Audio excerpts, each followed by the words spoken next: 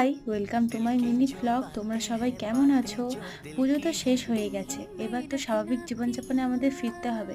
খুবই সাধারণ দিনের একটা ব্লগ আমি তোমাদের সাথে শেয়ার করব। সকাল থেকে আমি কি কি করে থাকি।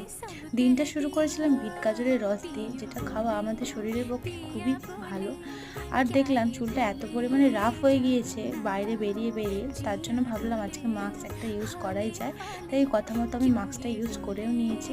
আর আজকে আমাদের দুপুরে হবে চিকেনটা আমার বাবাই রান্না করে, তাই আমি সব জোগাড় করে রাখছিলাম। আর আদা রসুনটা আমাদের মিক্সিতে না করে শিলনোড়াতেই করা হয়। তারপর আমার কাজও আমি করে নিয়েছিলাম। দেন স্নান টান সেরে নিয়ে ঠাকুরকে নিত্য সেবা দিয়ে দিয়েছিলাম। এত ফুল দেখে আমার প্রতিদিনের মতো মনটা ভালো হয়ে ওঠে। দুপুরে হয়েছিল ভাত, চিকেন, বড়া আর চাটনি। খাওয়া দাওয়ার পরে আমি এবার চুলে একটা সিরাম লাগিয়ে নিয়েছি, যেহেতু আমি শ্যাম্পু করেছিলাম। চুলকে হেলদি দেখে তো আমি ভীষণ খুশি। যাই হোক, আজকের ব্লগটা এতটাই। দেখা হবে আরও